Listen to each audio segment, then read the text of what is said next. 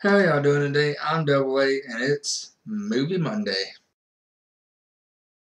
So, of course, I'm going to talk about the Avengers movie. And this weekend, Saturday, my dad and I went to see the Avengers movie. And, of course, just, it was awesome.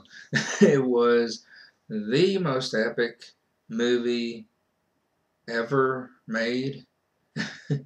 Like, more epic than Titanic or Jurassic Park, King Kong, whatever. Uh, and it showed at the box office apparently that this movie made over $200 million in the first weekend, which is ridiculous.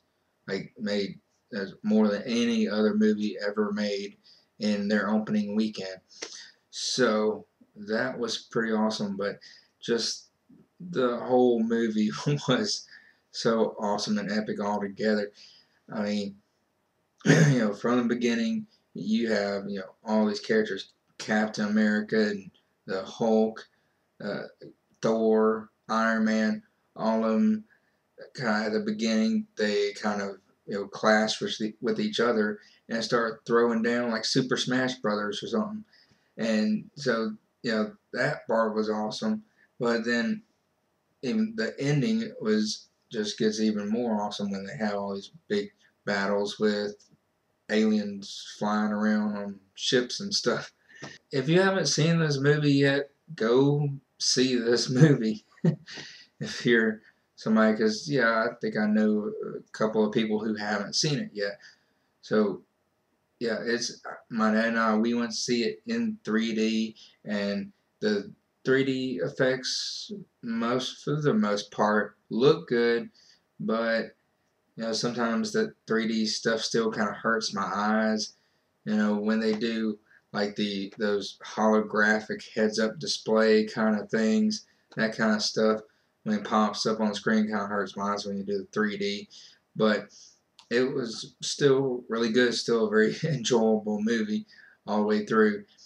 And the funny thing is, it just mixes the action adventure and the comedy together so well. Halfway through the movie, my dad was like, "You didn't tell me this was a comedy," because it is. There's plenty of laugh out loud funny parts in the movie.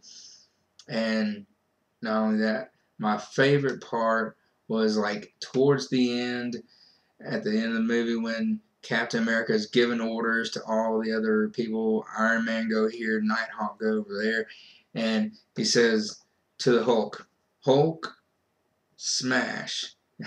And I applauded. I could not help but applaud that. Everybody in the audience just applauded, erupted, and laughed and everything.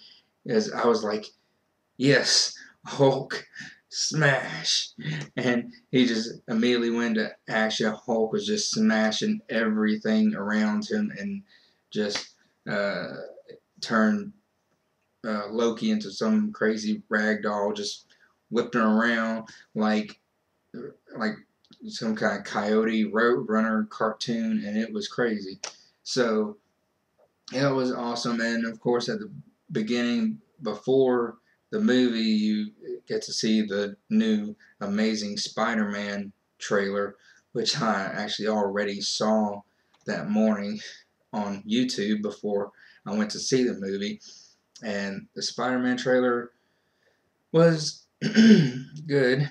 Now, the thing is, like, after you've seen all the other Spider-Man movies before, it's like, okay, you already seen Spider-Man uh, swinging around on the webs and swinging through the city, and that's nothing new.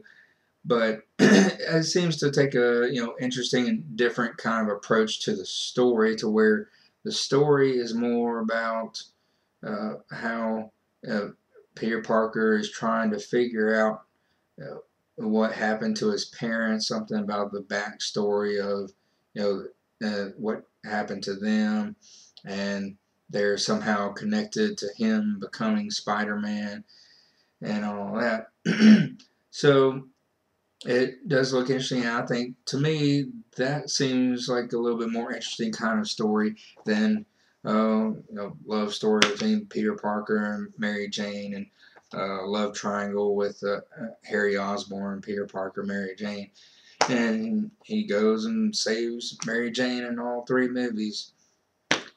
And so that's just gets kind of repetitive, and to the point where it's just like, yeah, we already know that that's going to happen in every movie.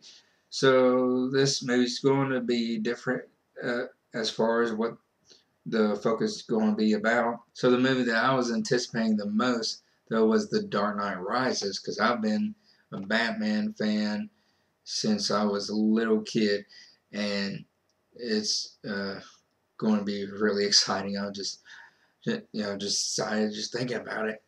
The Batman, Christian Bale. Uh, who else is going to be in it? Just Christian Bale. That's all that matters. Is Christian Bale.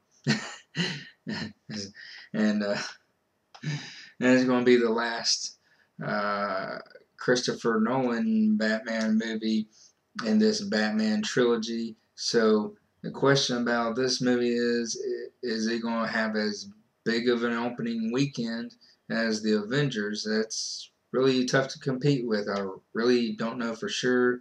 I think the Dark Knight Rises didn't have a viral campaign online like the previous Dark Knight movie did, so it may not have as much momentum, and I just don't know. But it's still going to have a pretty big opening weekend.